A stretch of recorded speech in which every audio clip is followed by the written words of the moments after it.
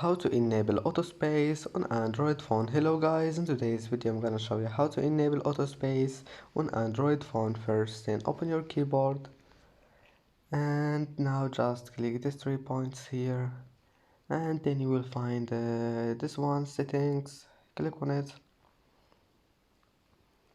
and then click this one here, typing, and as you see here you will find autospace.